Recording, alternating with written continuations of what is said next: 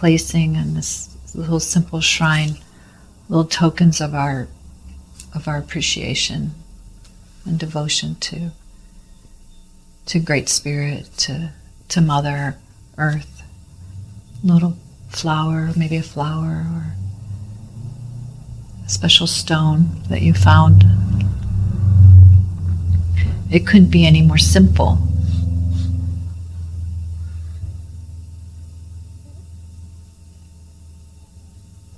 And it's kind of like it goes along with what we've heard about the bareness of spiritual poverty. If you've ever heard that term in Christianity. Spiritual poverty meaning that we're stripped, when we come stripped to and basically naked, to present ourselves to this that we know exists, this that we've heard that we are. And maybe we know that to some degree, right? But there's always increasing knowing of that. There's no end to knowing what we are. So this is kind of like meeting ground of the lover and the beloved, right? This place where they meet. It doesn't have to be fancy. It doesn't have to be a lot of people. None of that matters. Because the divine, what we are, doesn't care.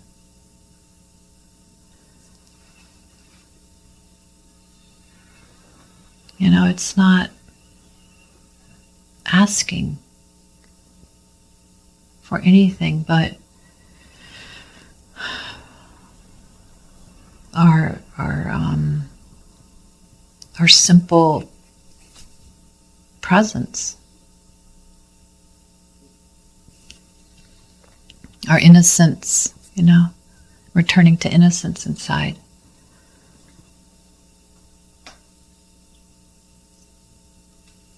And it can be found in a great big cathedral. And if someone is really comes in very, very empty and with a simple offering of themselves. And it can be found just in anywhere in nature that you find yourself. And it's the same kind of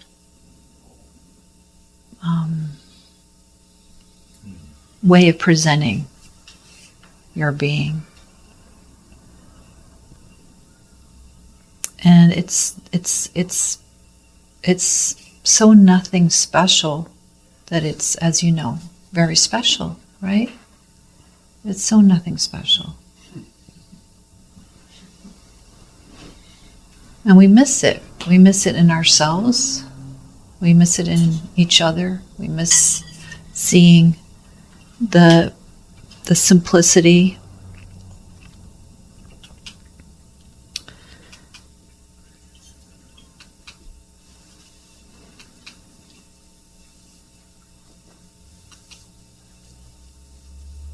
But the more mature we become, actually, the less that we need the bells and whistles and the big Shakti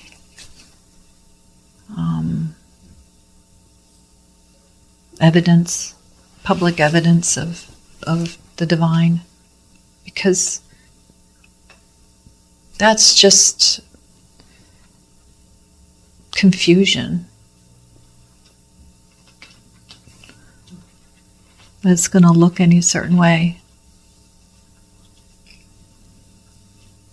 And it's not just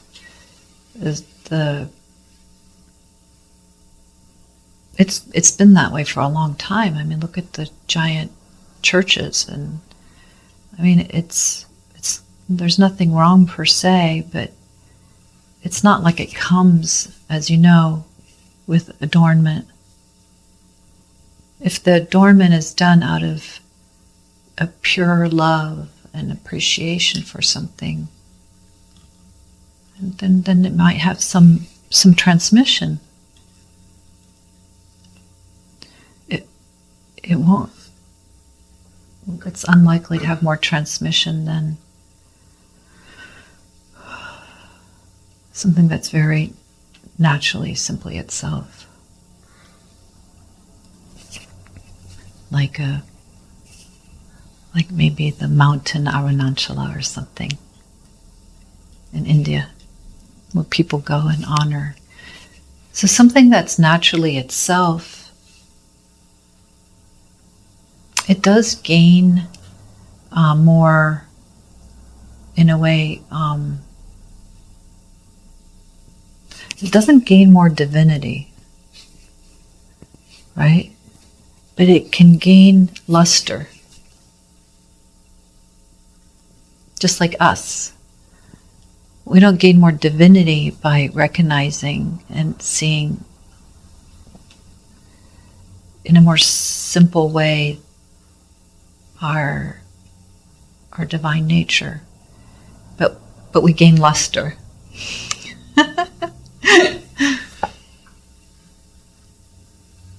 And so when we honor something outside of ourselves, say like a mountain or a rock or something like that, or even a church, and we, with our innocence, we're the ones that give it meaning.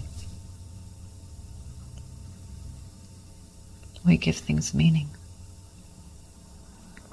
with our appreciation and love and devotion. And it's the same thing with people. We give each other, through our seeing of one another, we give each other added meaning.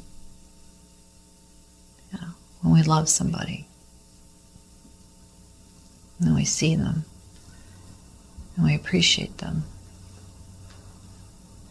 It's like this, the love is transferred and helps fill up that being, with being seen.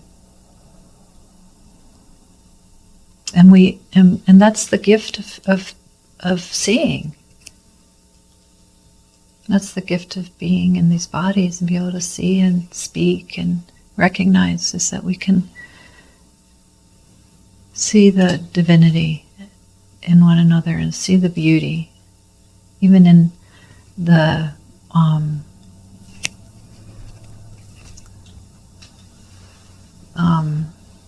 that which is still being worked on, right?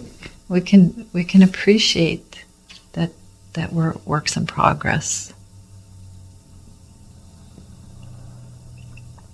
And then that gives, I think, this kind of breathes life into life. It breathes life into our appreciation, breathes life into life. Our seeing, our recognizing. Does that make sense? Yeah. So it's a very simple and loving thing that we just kind of get stripped down, I think, over time. The less we know, in a way, the more stripped down we get.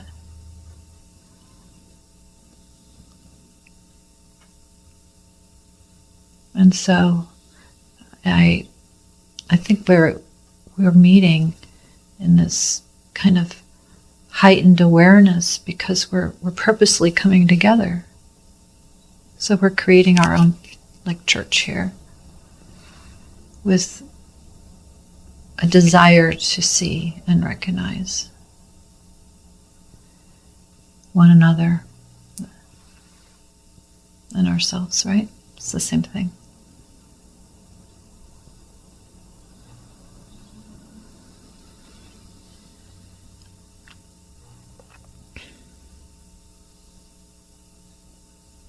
have you noticed how nature, it doesn't try to call attention to itself. It's just simply is itself. The squirrels and the trees and the flowers and all that, they just are themselves. They're just naturally emanating. They're not trying to get anything other than just being themselves.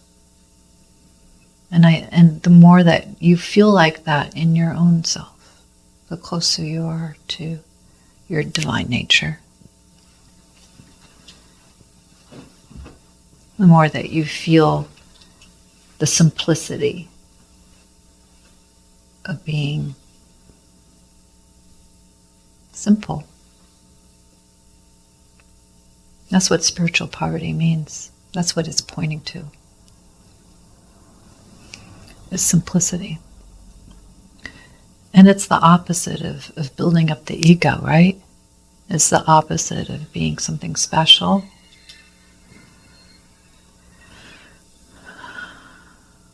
Being somebody.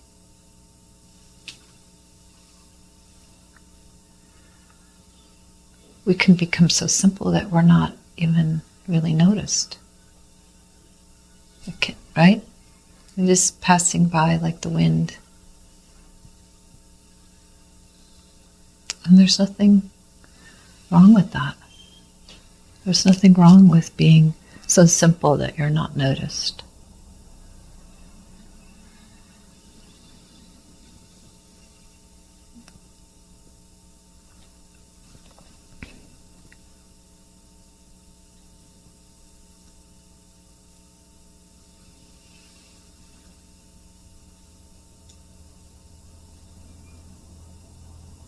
And when we are noticed by those who can really see and appreciate, which comes from their own seeing, right?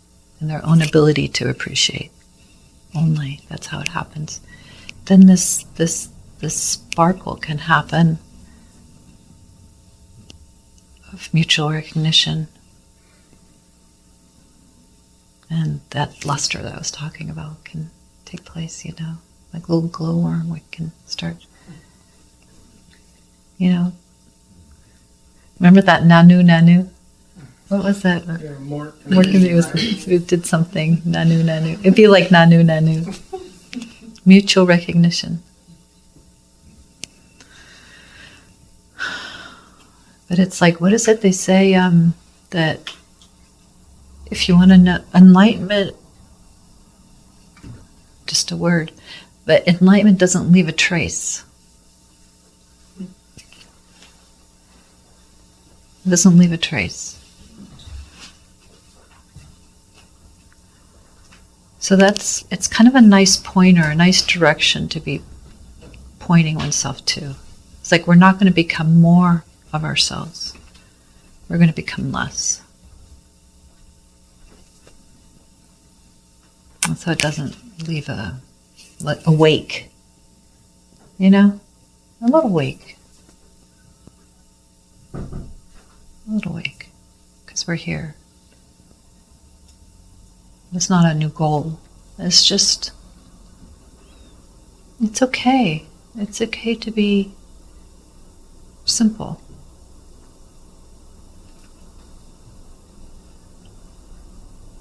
And not spectacular.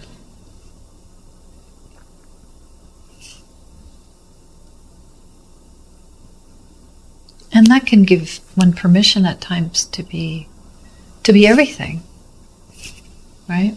To be funny, to be silly, to be ridiculous,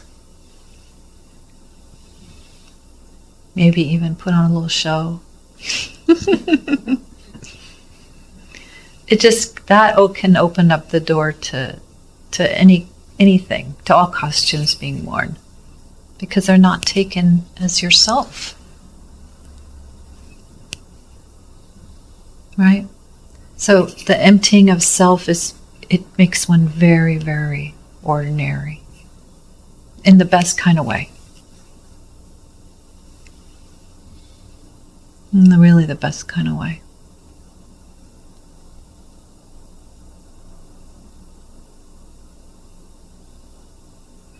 And then, like the squirrel and the tree and all that, it'll be like,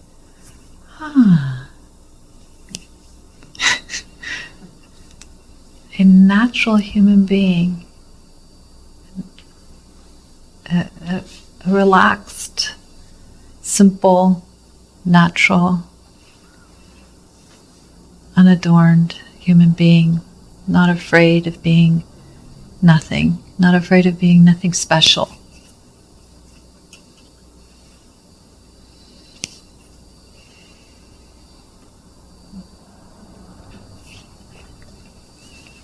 Look at how we don't even notice this.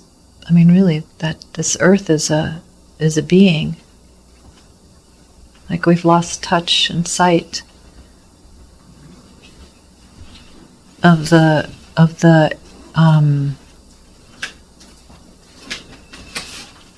divinity that is not broadcasting itself. We've lost touch of our own, that these bodies, what we are. We've lost touch. And the way that we gain access again is through, it's truly through simplicity.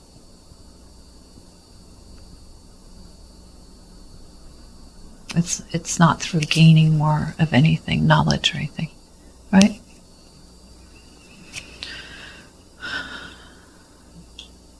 And when I say we gain access, that doesn't mean that we grow to understand through our minds what we are. It's more like we're comfortable being a mystery.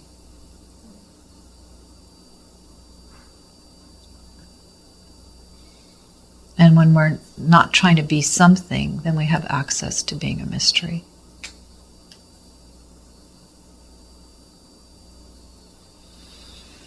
It's hard to have access to being a mystery when we're overlaying it with ideas of what we are. It's kind of obvious, it's not rocket science. And that is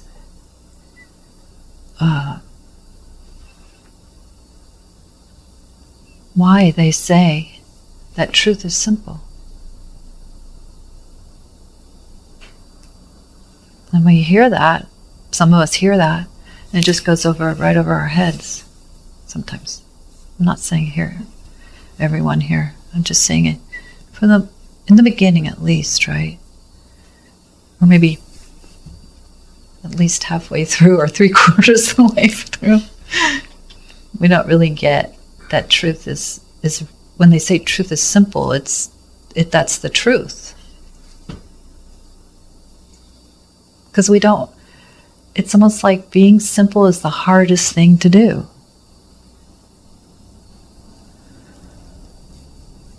That's why we have to wear ourselves out to gain simplicity. Sometimes.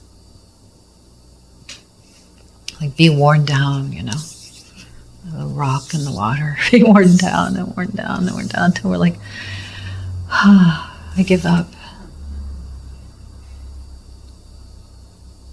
I give up. And then that's when things start to sparkle, right? When we're like, stop trying.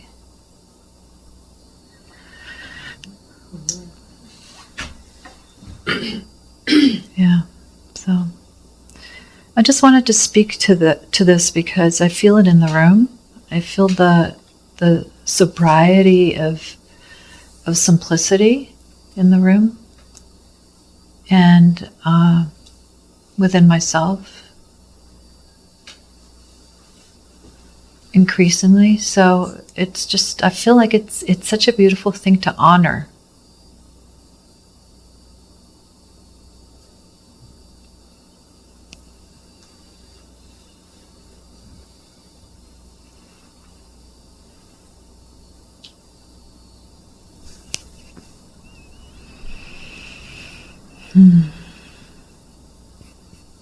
Yeah. Yeah.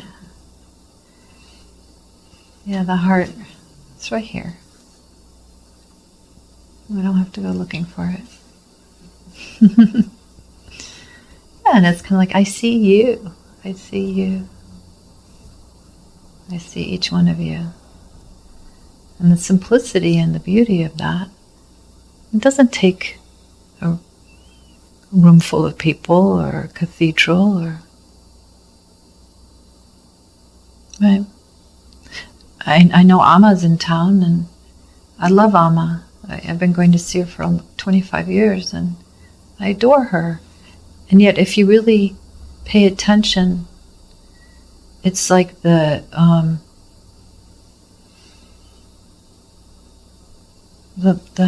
divinity is just reveals itself to be everywhere.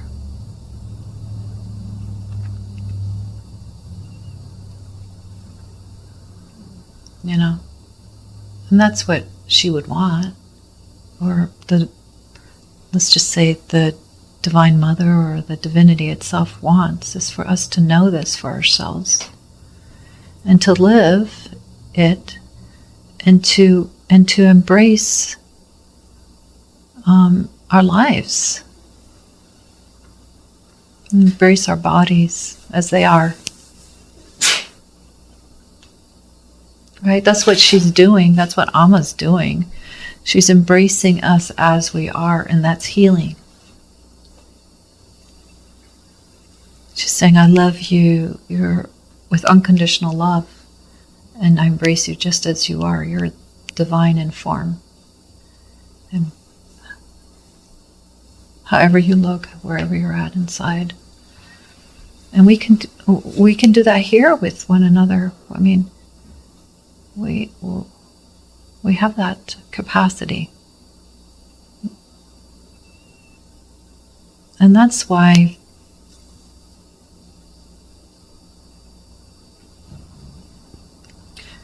the divinity doesn't insist on us noticing it. Our divine nature doesn't insist on us noticing. That's why it's, for the most part, overlooked. It's so at peace, which is what we are. It's so at peace and at rest and so simply itself that it has no agenda. It has no need to pull on anything or anyone. Right?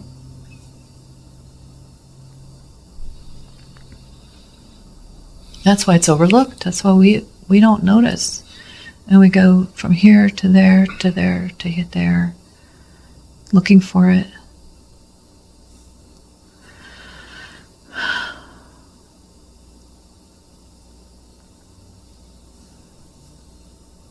But it's so quiet and still.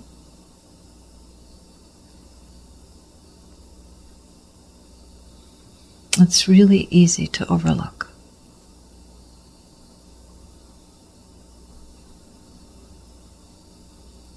And that's why there's that saying about the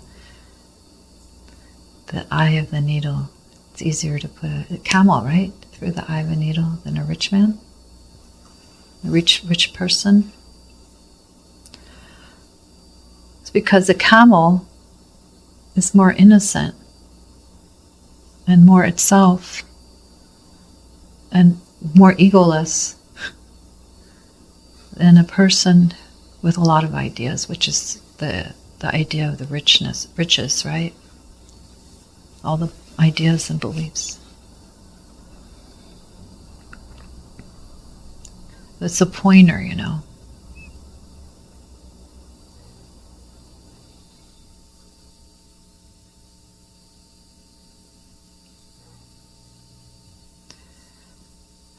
So it's just, it takes just, as you've heard, over and over and over again.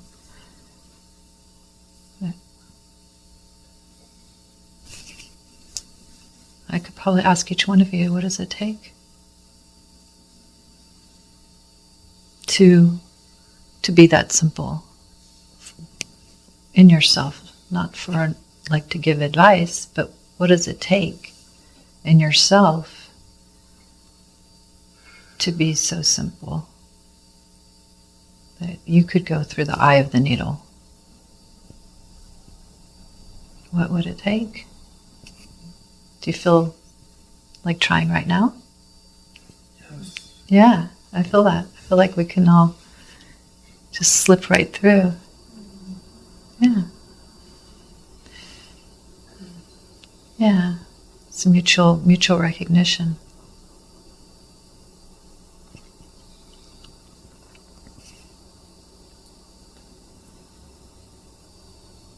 And what it is it's a recognition that we are that. That is that. And how that's just so simple and plain. That is that. It's not more that with chocolate frosting or gold crown or a lot of Facebook friends or whatever. It's not more that, right? A lot of likes on YouTubes or whatever ideas we have in this world of ambition and accumulation.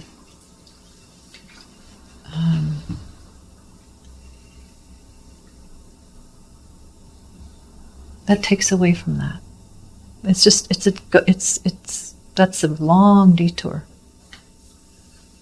But we learn along the way that that's not getting us closer to ourselves. And it hurts. So luckily we have this built-in mechanism to know when we're getting off track is that it hurts. Right? It just feels like, ouch, I'm not feeling as connected to myself.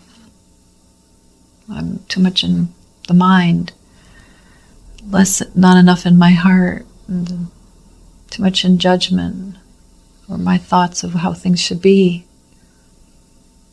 rather than just simply being here with what is.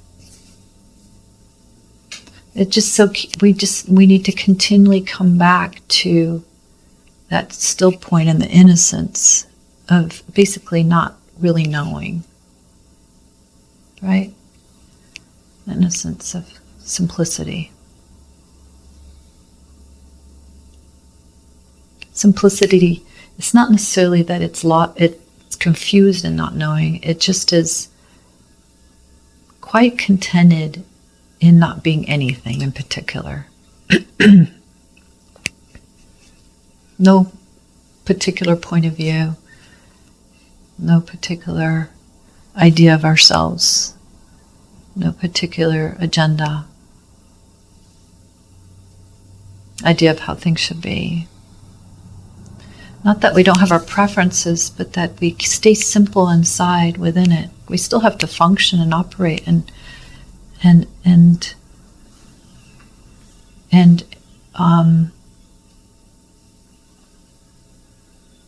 I want to say something like we want to keep inviting beauty into our lives, making our lives beautiful. Right? Beautiful with people, beautiful with colors, flowers, beautiful with good food that we take in. Right? We want to keep making our world beautiful.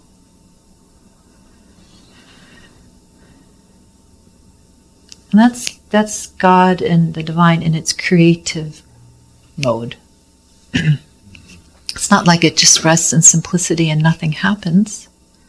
It's also creative. And it wants to experience and experience delight and grow, right? It wants to grow.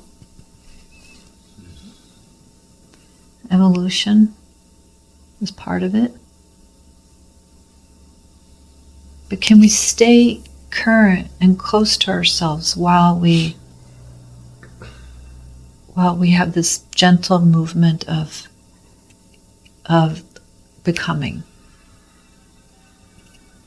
The gentle movement of delighting in the becoming, which is creative. Not becoming because we have lack, intrinsic lack. Right? To fill ourselves up because we don't feel filled up. But a becoming because that's the evolution of life. Everything is an evolution. Plant life, the animal kingdom, we are the planet itself, this earth, the stars, the suns.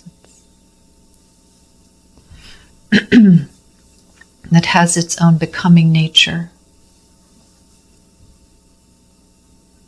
But it stays, when it's in its right harmony, in its right place, it stays current to itself as it's becoming. It's not losing consciousness while it's becoming. It's not losing awareness of what it is. It stays current to this movement of becoming, nothing more, nothing less. It's like staying on this nice edge of a wave. It stays current and present to itself during the day, during the life. And it's all right now. Right now. Now. And now. Time is flowing now.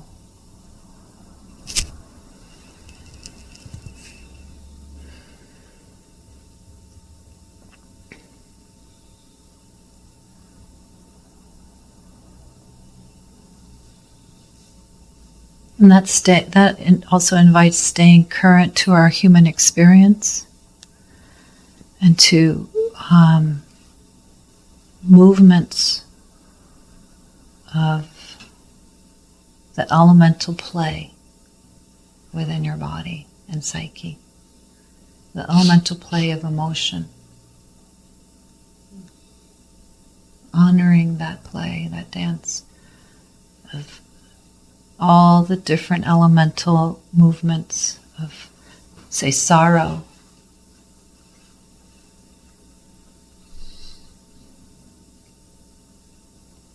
What else? Inertia. The need for rest.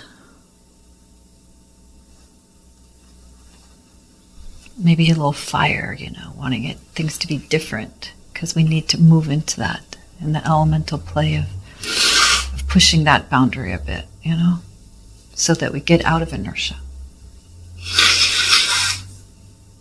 Boundaries. So all these different elemental play, we can stay current to. And bringing all this in so we can actually bring ourselves in. Our humanity into this. And still, guess what? It's really still very simple.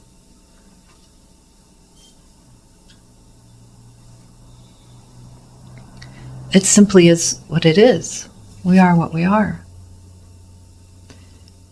Can we stay simple within the complexity of our feeling, sensing, thinking, experiencing, psychological self?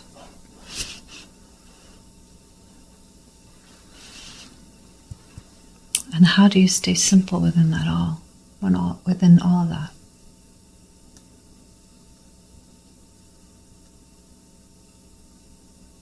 You open to it.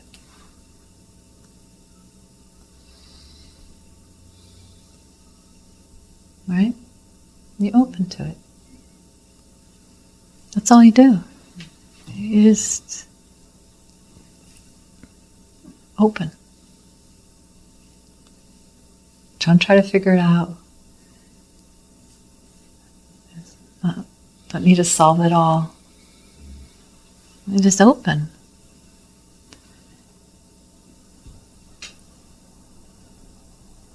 And that openness is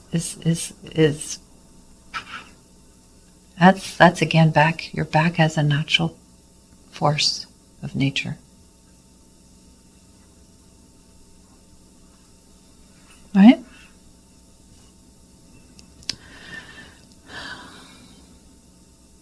Everything kind of coming and going within the openness. It just does. Those are elemental aspects of nature. You are nature. I don't know how we ever got the idea that we're not. Silly, isn't it? I don't know how we ever got the idea that we're separate from it. Or that as we are, we're not.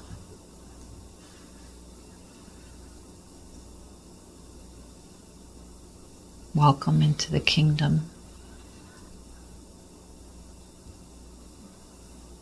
The kingdom that is wholeness, as we are. It's kind of like the Adam and Eve, with the covering up, We got covering up our with shame, covering up with shame that we're complex.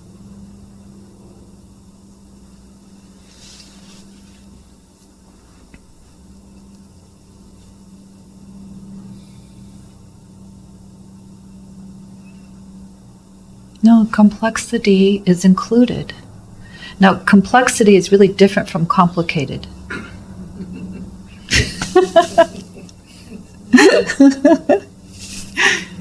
Complexity is what we are, because we are. We're the divine in a very, like this complex system, aren't we? So much so that we get confused, right?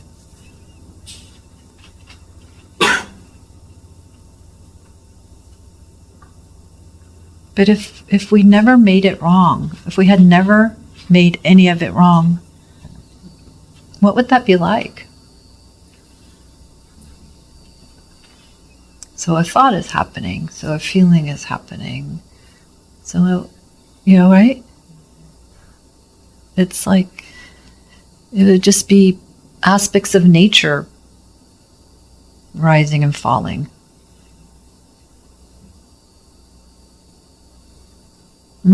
That's simplicity. Returning back to the garden is simplicity.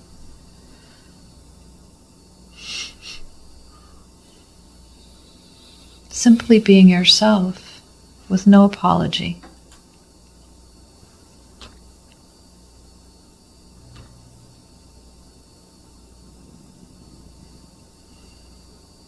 Of course, if we do something that causes harm or is hurtful, we can apologize.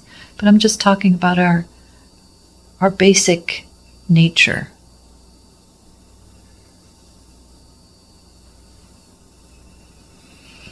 Okay, so I think I'm done with talking. This podcast is made possible by the support of appreciative listeners.